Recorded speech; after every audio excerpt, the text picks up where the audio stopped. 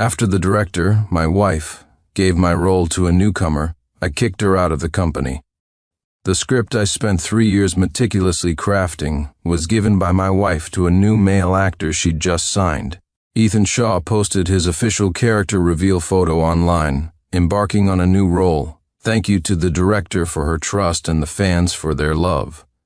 Agent Smith sent me the screenshot. In the photo, Ethan Shaw was wearing the costume I had commissioned for $3 million on the set of the new drama. I sent the photo to my wife, the director, Director Prescott.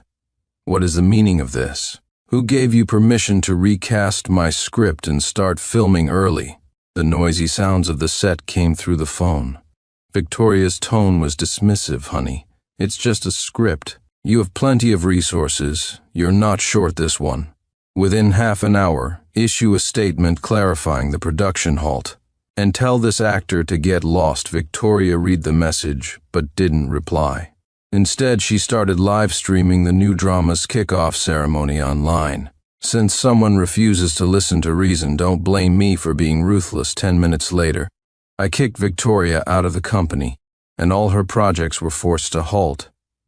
Chapter 1. Just as the live stream of the kickoff ceremony was forcibly shut down, Victoria's call came through. Her voice was thick with barely suppressed fury. Sincere Clark. What is the meaning of this? Why did you kick me out of the company? And the new drama project? Who told you to stop it? I leaned against the floor-to-ceiling window, listening to Victoria's hysterical shouting, and spoke calmly. This is my script. Why can't I stop it? You overstepped your authority, ignored the boss's instructions. The company doesn't need people like you. Victoria's voice was incredulous. Sincere Clark, just because of one role? Are you really making such a big deal out of this? Seeing her still acting so self-righteous, I laughed bitterly. Making a big deal? Victoria, who gave you the nerve to touch my things?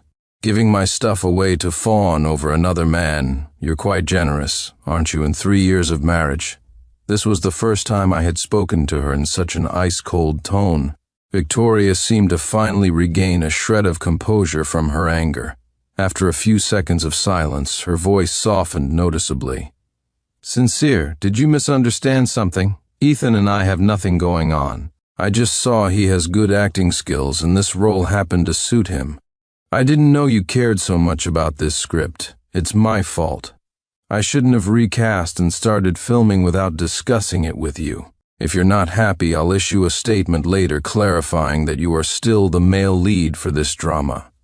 Quickly add me back to the group chat first. There are many things waiting for me to handle on the crew's side. My words carried a hint of entitlement, as if she was certain I would give her this way out. I let out a soft laugh, but the amusement didn't reach my eyes. Victoria, I'm not kidding. You're fired. Since script now has absolutely nothing to do with you. CGI will find a new director to shoot it. A loud bang came from the other end of the phone, probably her slamming the table hard.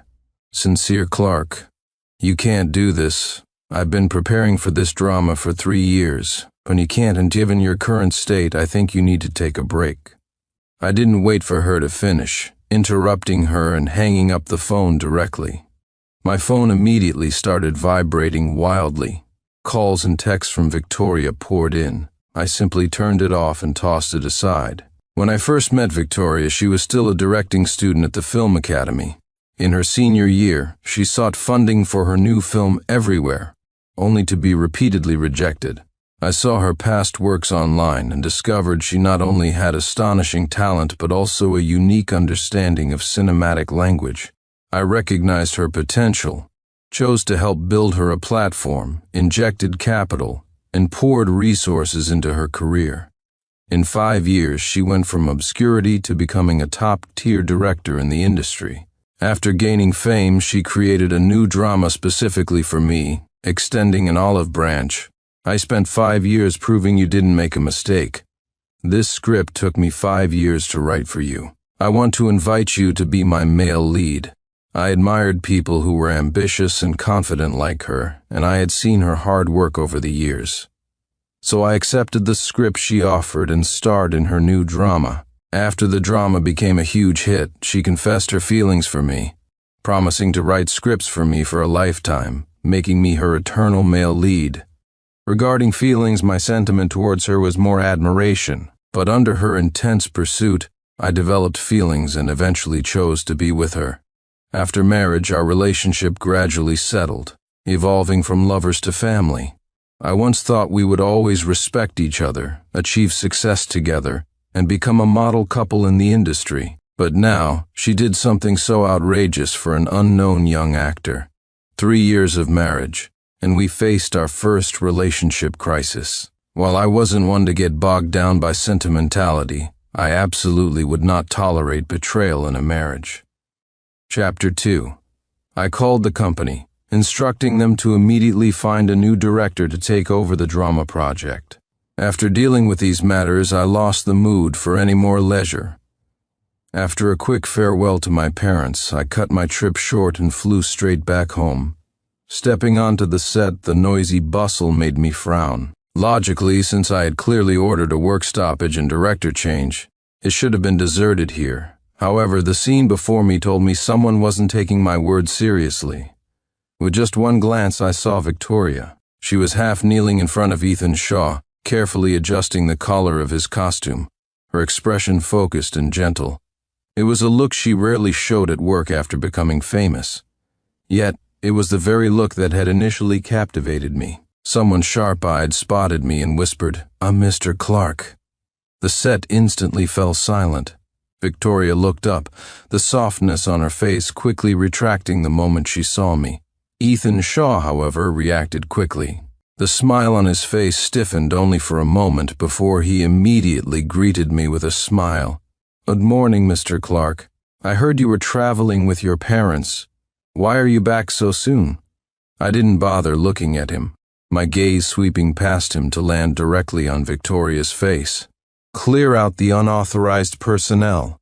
Don't let just any riffraff in here to disrupt filming." The crew members exchanged uneasy glances, unsure of what to do. The CEO and the CEO's wife, they couldn't afford to offend either. Ethan Shaw's face instantly turned pale. He stood there awkwardly, looking towards Victoria for help. Victoria, as expected, did not disappoint him. She quickly stood up, shielding Ethan Shaw, her tone clearly displeased. "Sincere Clark, this is a film set. Watch your image. He is currently an actor in the crew, not some unauthorized person. This is my crew. How come I didn't know we added this thing?" "Mr. Clark, I raised my hand, cutting Ethan Shaw off. "Who gave you permission to speak?" Get Out Victoria, however, was thoroughly enraged by my attitude, her voice suddenly rising several decibels. "Enough, I personally cast Ethan Shaw for the role. There's absolutely no problem with his abilities." In the past, Victoria had been extremely strict about casting for her crews. Even when investors tried to insert people, she would argue fiercely and never compromise. Now she repeatedly broke her own rules for an unknown newcomer, even willing to publicly clash with me. And I don't care if he has talent or not. Sinus Drama has an investment of over $15 million. While it might not be a top-tier blockbuster, the supporting male role is one that many A-list actors in the industry were desperate to land. Every actor who got in went through rounds of auditions. But you're throwing away your principles for this thing? Also, have you forgotten? You were fired by me yesterday, when Director Prescott. In what capacity you're standing here calling the shots? Usually, no matter how much we disagreed, I had never publicly embarrassed her. This was why she dared to act so boldly on set, relying on her status as the CEO's wife. Victoria's face flushed red, rendered speechless by my words. I was fired by you, but I built this crew from scratch. Many things only I know. Before the new director takes over, I have to be responsible for the crew. The surrounding staff held their breath. The set was so quiet you could hear a pin drop. I couldn't help but chuckle, lowering my head to stare at her, utterly shattering her composure. "Victoria, this is my script, my investment, my set. You have no right to assign personnel. Have I been too good to you over the years? Is that why you feel emboldened by my status? Now, take him and get out." Victoria stumbled back half a step under the pressure of my aura, a hint of panic finally flashing in her eyes. "Sincere Clark, don't go too far. I did this for the sake of the drama. Get out. Don't force me to have you thrown out." Victoria glared at me, her eyes slightly red around the rims. Finally, she grabbed the still stunned Ethan Shaw beside her and left the set in disarray. Chapter 3. That night, Victoria didn't come home. I didn't care, handling company documents alone in the study, until Assistant Jones sent 2 screenshots. The first was set at a charity gala, attended by city socialites and industry heavyweights. Victoria was beaming, introducing Ethan Shaw to Abigail Miller, a highly influential senior producer in the industry. The other screenshot was from Ethan Shaw's social media feed. It was a group photo of him with several industry bigwigs, Victoria standing intimately beside him. The caption read, "Thank you, Director Prescott, for the introductions. Met many seniors and learned so much. I will continue to work hard and live up to expectations." My gaze turned cold, bit by bit. After being kicked off the set by me, Victoria not only didn't restrain herself, but escalated things, trying to use my connections to pave the way for that snake in the grass. Dream on. I sent a message to Assistant Jones. "Go check out what's going on. Don't let irrelevant people parade around using my name." Understood. Before long, Assistant Jones sent a video clip from the event. In the video, producer Abigail Miller directly asked Ethan Shaw at the gala what representative works he had starred in. Ethan Shaw stammered, unable to answer. Abigail Miller looked him up and down, then sneered. "And it's understandable that young people nowadays want shortcuts, but relying solely on a pretty face and knowing how to flatter people won't cut it. Forcing someone without talent won't make them stand firm." Finished, she looked at Victoria, saying pointedly, "Some people really think after making a few films they've forgotten their own measure, haven't they? And I wonder who supported them all the way up. But now that they're famous, the male companions beside them have changed. In this world, the last thing we lack is directors with potential." As soon as she said this, the way people looked at Ethan Shaw and Victoria turned strange. Whispers about their relationship started circulating. Victoria's expression was extremely ugly, but she still explained that she and Ethan Shaw only had a normal superior-subordinate relationship. Yet no one cared about her explanation. Many stated they were partners with the Clark Corporation. Specific actor collaboration projects would only be discussed with me. Amidst continuous mockery and sarcasm, the pair left the scene awkwardly. I wasn't surprised by this outcome at all. The incident during the day where Ethan Shaw snatched my role and wore my costume had already spread throughout the entire circle. Almost everyone at the gala had known me since I debuted, with nearly 10 years of acquaintance. When I became Best Actor, who knew where Victoria even was? Furthermore, besides having a place in the entertainment industry, I had the entire Clark Group behind me. When I initially wanted to develop in the entertainment industry, my father opened a media company for me and personally launched my career. Even if not for my sake, for my father's sake. Everyone knew whose side to take. Chapter 4. It was late at night when Victoria returned. She stormed straight into the study, furious. "Sincere Clark, did you instruct producer Miller to target Ethan Shaw?"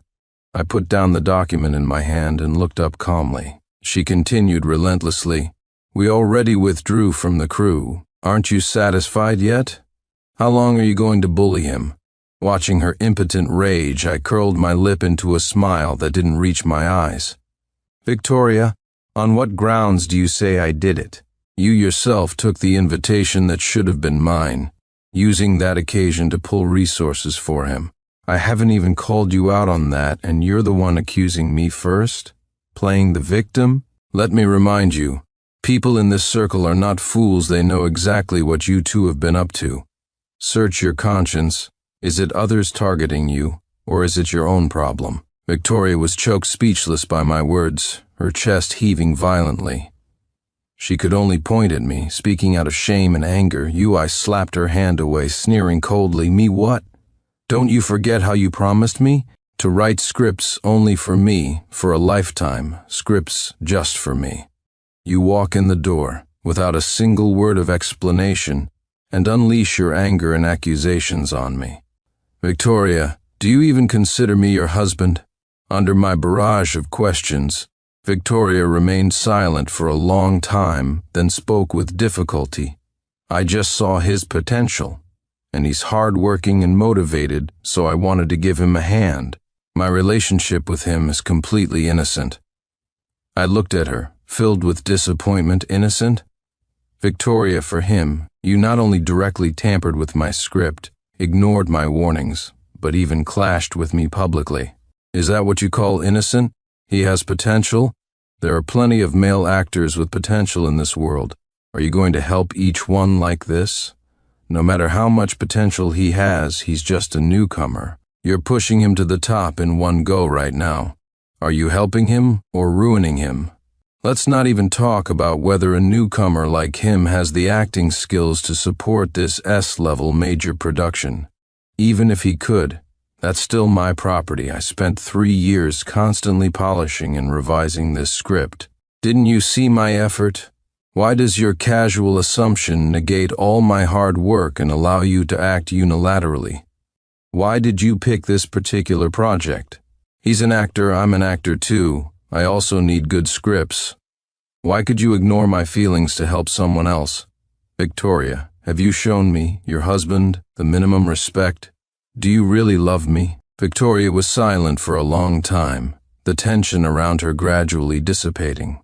She looked up at me, a rare look of guilt appearing on her face, her eyes rimmed with red. I'm sorry. It's my fault. I didn't mean to. I love you. You're the only one in my heart. Saying this, she came over and hugged me, her chest burning hot. I just saw him running around sets, auditioning alone, getting bullied, and it reminded me of when I first started. No background, no connections, looked down upon, enduring countless dismissive glances. I was wrong. You can hit me, curse me, whatever you want. I really didn't mean it. In all our years of marriage, this was the first time she had shown weakness and vulnerability. Feeling the dampness on my shoulder, I sighed softly, my heart ultimately softening. This time, I can let it go. But Ethan Shaw, I don't want to hear his name from your lips again, nor do I want to see you involved with him in any way. Since he has talent, let him make his own way with his abilities. This is the last time, Victoria. I pushed her away gently, looked into her swollen eyes, and said word by word, if there's a next time, we get a divorce.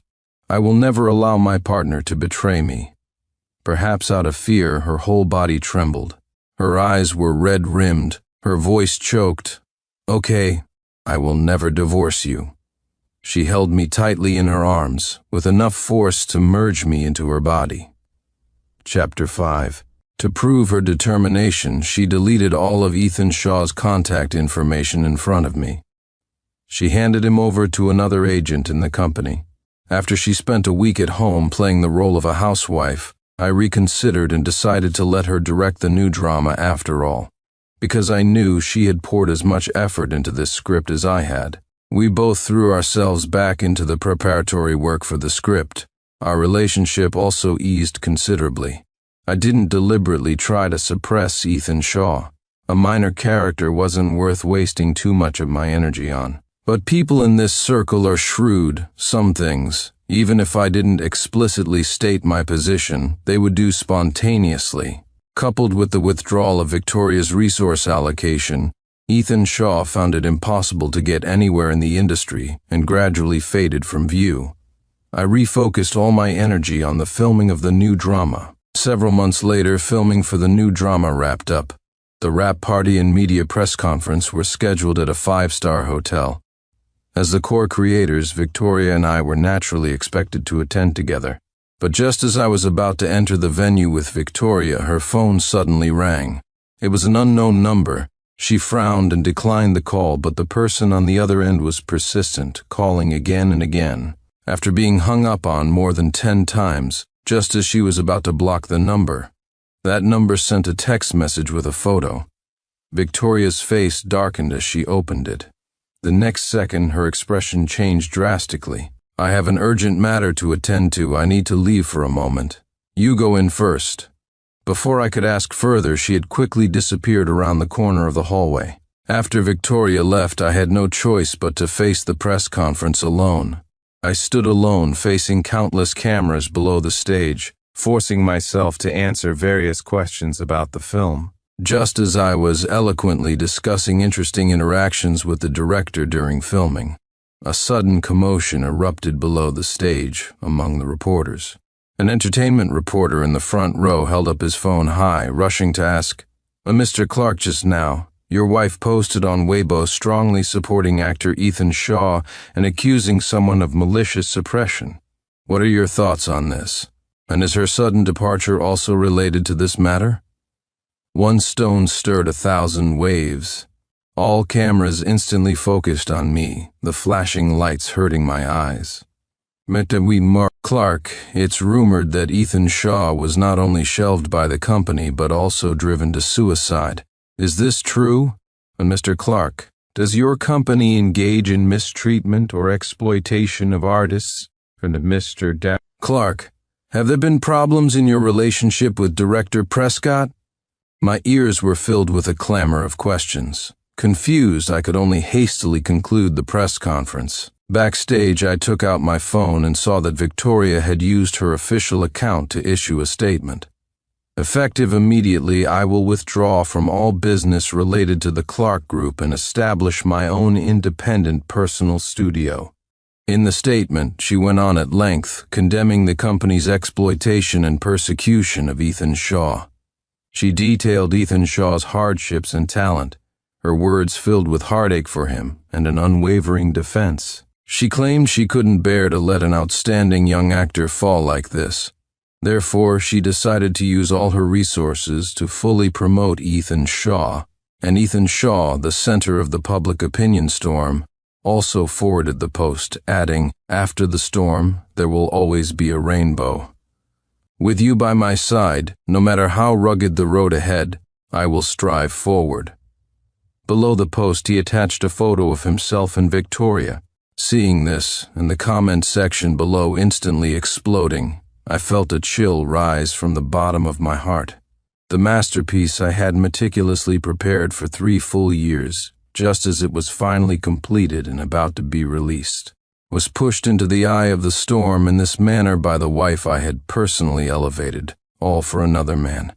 I suppressed the fury in my heart and immediately dialed Victoria's number. "Give me an explanation?" On the other end, her voice was distant and cold. "Sincere Clark, Ethan almost died. If I hadn't arrived in time, he was about to jump off the riverside. He worked so hard, yet he was relentlessly suppressed and bullied by the company. Just because you couldn't stand him, I won't stand by and watch him be destroyed. I must help him." "Help him?" Hearing this, I suddenly laughed until tears streamed down.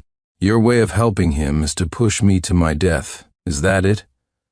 You didn't even investigate arbitrarily posting that content to slander me and the company. Have you thought about the consequences of doing this? I can't care about that anymore.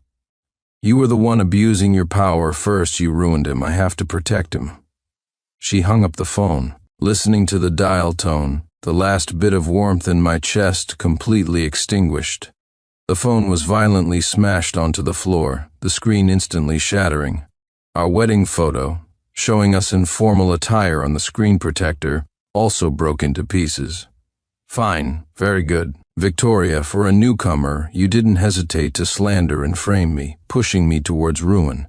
Since you choose to stand against me, then don't blame me for being ruthless." Chapter 6. I immediately summoned the public relations team and the legal department, issuing directives. Immediately draft an official statement clarifying that the full copyright ownership of the script belongs to our company. Do everything possible to minimize the impact on the film. Simultaneously clearly state that during her tenure as director, Victoria Prescott severely violated contract regulations by unilaterally replacing the designated lead actor ignoring project plans to start filming early, and improperly signing actor Ethan Shaw. Refute the false accusations of malicious suppression made on her personal Weibo, making it clear that her statements constitute commercial defamation, and our side reserves the right to pursue full legal responsibility. Also, release the internally stored surveillance footage, all project communication email records, and the relevant documents she signed and confirmed as evidence along with the statement. That surveillance footage clearly recorded Victoria's unusually attentive care and resource allocation towards Ethan Shaw on set, a stark contrast to the treatment of other employees. Finally, at the end of the statement, add a personal announcement. I paused, then continued. Announce publicly that I, Sincere Clark, will be dissolving my marriage with Ms. Victoria Prescott, and the relevant legal procedures have already been initiated. The head of PR and the chief legal officer exchanged just one glance before swiftly getting to work. In less than an hour, this rigorously worded statement, backed by solid evidence, was simultaneously released through the company's official channels and major partner media platforms. The internet instantly exploded, major media outlets scrambled to report, and public opinion rapidly reversed. Hashtags about my divorce from Victoria, Victoria's contract violations, and Ethan Shaw's deliberate playing of the victim card quickly trended.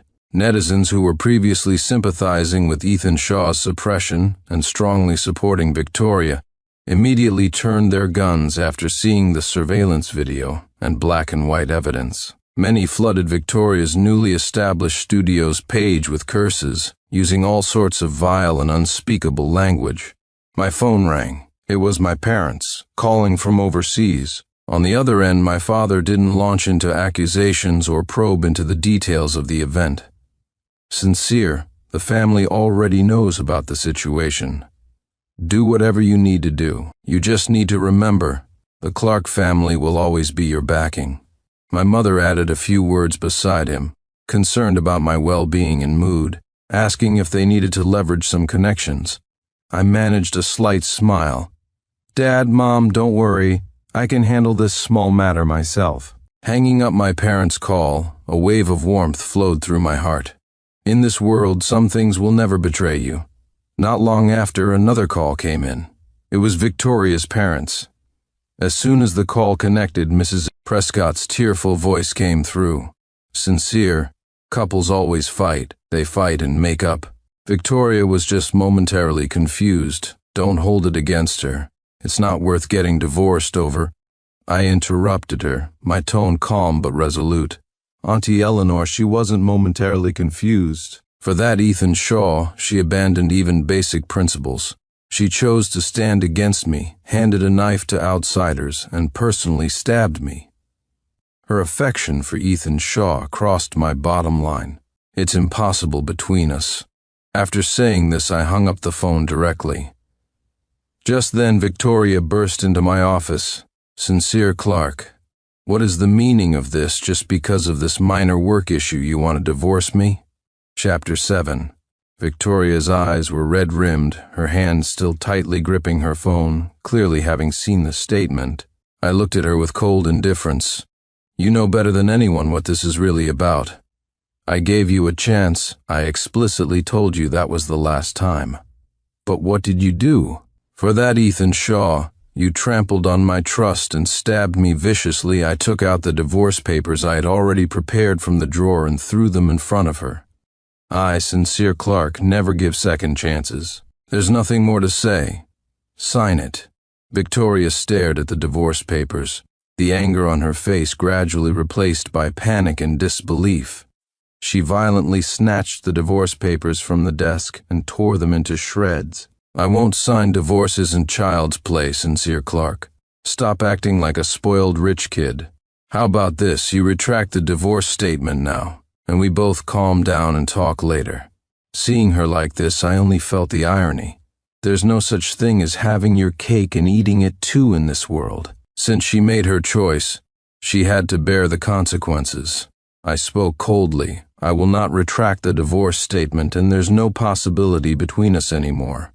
I'll draft another copy of the agreement. If you don't sign, I don't mind making sure you and that Ethan Shaw are completely finished in this industry. Sincere, Clark. You dare. Victoria had always prioritized her career heavily. Having been spoiled by me for so many years, she couldn't stand such threats. Anger surged again. I will not sign the agreement, and I won't give up on Ethan Shaw. We'll see. She threw down these words, turned and stormed out without looking back. I looked at the mess of shredded paper on the floor, my eyes calm and unmoved. Victoria, you brought this upon yourself. Chapter 8. Deep down, Victoria was still that award-winning director who wouldn't easily admit defeat. Being pushed into a corner by me actually fueled her competitive spirit. She probably thought that with her talent and fame, she could still make a name for herself even after leaving me. She started using all the savings she had accumulated over the years, even mortgaging several properties under her name. She wanted to raise funds, personally invest, write the script herself, and pour all her efforts into producing a movie with one goal: to promote Ethan Shaw. However, reality soon delivered a harsh slap in the face. The news of our divorce, along with that statement containing conclusive evidence, had already spread like wildfire within the industry. No one dared to take on her project. Victoria contacted several top screenwriters she had previously collaborated well with. Their responses were either that their schedules were already full, or polite refusals. The director of photography she favored, with whom she had pleasant discussions before, was now unreachable by phone. Even those crew members who used to treat her with utmost respect, calling her Director Prescott so affectionately, now made various excuses to avoid her. The entire industry, seemingly overnight, had closed its doors to her. A mutual friend called me, saying things weren't looking good for Victoria. Investors had already pulled out, and she was now borrowing money everywhere. I just chuckled lightly and replied, "Is that so? What does it have to do with me?" The friend was silent for a moment on the other end, then said no more. After hitting a wall repeatedly in the industry, Victoria pinned her last hopes on her parents. She probably thought that with the network and connections her parents had built over the years, they could find some uncles and aunts willing to offer a helping hand. However, she was disappointed once again. Her parents started contacting old friends with whom they interacted frequently and seemed close, hoping to secure some funding support for their daughter's project. But they discovered that most of these so-called old friends and close connections maintained superficial warmth with the Prescott family primarily because of the Clark family, because of me, Sincere Clark. Now that Victoria and I had fallen out, they avoided them like the plague. They either directly declined the Prescott parents' calls or vaguely fobbed them off with various excuses. Repeated rejections, repeated cold shoulders, made Victoria feel the power of capital and the cruelty of reality so acutely for the first time. Without Sincere Clark's support, even with all her abilities, she couldn't get anywhere. The media continued to track and report on Victoria's plight. The once glamorous award-winning director was now in a sorry state, becoming fodder for industry gossip. I remained indifferent to all this. My energy was fully invested in the production of the company's new film project. Without Victoria's interference, without all that messy drama, everything proceeded according to plan. In fact, it went even smoother than I had anticipated. Chapter 9. A month later, news about Victoria had gradually spread from the entertainment section to the social news section. Victoria's newly established studio was defaulting on employees' salaries. In photos, the door of her rented studio was covered with payment reminder notices, with "Pay your debts" written in red paint. Someone even photographed several menacing-looking men blocking the studio entrance directly. They demanded Victoria come out and repay the money face-to-face, attracting many onlookers. That afternoon, Victoria's parents came to the company. Unable to reach me by phone, they had to come in person.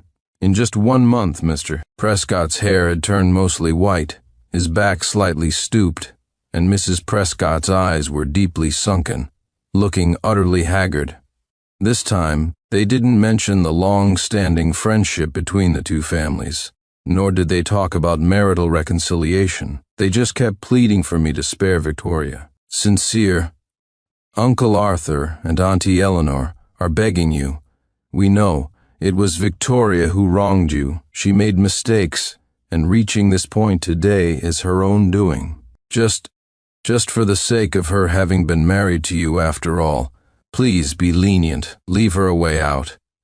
The elderly couple wept bitterly, almost kneeling before me. I quickly stopped them, helping them sit on the sofa, but I didn't relent. Uncle Arthur, Auntie Eleanor, you've misunderstood something. Reaching this point today wasn't because I forced her, she chose it herself. Back when she was determined to ruin the movie for Ethan Shaw, regardless of everything, she should have foreseen today. I gave her a chance, she pushed it away with her own hands. Now you want me to back off? Fine. Have Victoria sign this divorce agreement. I signaled the lawyer to present another copy of the divorce agreement, which had already been prepared, to them. As soon as she signs it, I will immediately cease all targeted commercial actions. Since it's the only shred of dignity she can fight for herself, the last one. Mr. and Mrs. Prescott looked at the agreement, the color draining from their faces. How they went back to persuade Victoria, I didn't know, nor did I want to know. I only knew that under the relentless pressure from my lawyer, under immense public opinion pressure and crushing debt. 3 days later, I received the divorce agreement signed by Victoria. Chapter 10. Note: original text skipped Chapter 9. This follows the numbering from original. The divorce procedures were handled quickly. After the divorce, Victoria lost her career, reputation, love, and wealth, her life hitting rock bottom. Meanwhile, news about me frequently made headlines. The company's market value repeatedly hit new highs, and several important investment projects yielded returns far exceeding expectations. The new film project I personally oversaw was officially announced. The collaborators were top-tier screenwriting teams, production crews, and A-list actors in the industry. And having lost the backing of the Clark Group and burdened with massive debt, Victoria had completely lost her value to Ethan Shaw. The person who once played the role of gentle, considerate, sunny, and vulnerable in front of her quickly changed his tune. He began to speak to Victoria coldly, even using harsh words. One day, when Victoria broke down again due to her inability to repay debts, Ethan Shaw completely tore off the last layer of pretense. Cry, cry, cry. All you know is how to cry. What's the use? I thought you, the great director Prescott, were so capable, able to make me an A-list superstar, turns out, without Sincere. Clark, you're freaking nothing. Victoria snapped her head up, looking at him through tear-blurred eyes, her face filled with disbelief. Ethan Shaw, you... What did you say? Seeing her shocked expression, Ethan Shaw laughed even more cruelly. What did I say? I said you're stupid. Did you really think I was actually going to kill myself by the river back then? That was me acting for you. I knew women like you fall for the sob stories the hardest, love playing the savior. I bet you'd pity me, feel guilty, feel sorry for this genius. Sure enough, you took the bait, treated me like a treasure, ha ha ha. Unfortunately, you're too useless and too stupid. Victoria felt ice cold all over, her blood seeming to freeze. She looked at the menacing, verbally abusive man before her, so different from the boy with clear eyes and a shy smile in her memory. An overwhelming wave of disgust surged up, making her almost vomit. So, from beginning to end, it was all an elaborate scam. Her so-called appreciation of talent, her so-called protection, her so-called defiance, were merely her being manipulated by a calculating villain. She had actually, for such a despicable man, personally destroyed her marriage, ruined her career, and squandered her reputation. Immense despair and self-loathing engulfed her. Ethan Shaw slammed the door and left. Victoria collapsed onto the cold floor, tears silently streaming down. Her life, it seemed, was truly, completely over. Chapter 11. Note: original Chapter 10. In her breakdown, Victoria started binge drinking. In a daze, she began uncontrollably recalling fragments of her past with me, from our first meeting on set to falling in love later. Me smoothing over various troubles during filming for her, securing the best actors and teams, staying up all night discussing scripts with her when she hit creative blocks. Her step-by-step rise to success, becoming the envied award-winning director, was backed by my unwavering support and unreserved trust. Those details, once overlooked or taken for granted, now replayed in her mind like movie scenes, each frame piercing her heart with pain. She picked up her phone and sent me a long text message. Every line overflowed with thick, suffocating regret and pain. The last line was, "Sincere, I was wrong. Forgive me, please give me one more chance." However, this message laden with repentance was like a stone sunk into the sea, meeting only silence. When her first message arrived, I didn't even open it before directly blocking her number. My new film project officially launched, the press conference a grand success. During a public media interview, a reporter deliberately brought up Victoria's recent situation, holding the microphone to me. Facing the camera, my tone was flat. "Don't know her, don't care." The reporter wanted to press further, but staff members had already stepped forward to usher him aside. As for Ethan Shaw, after Victoria completely lost power, he still dreamed of making a comeback relying on his face and so-called acting skills, joining a popular talent show at the time.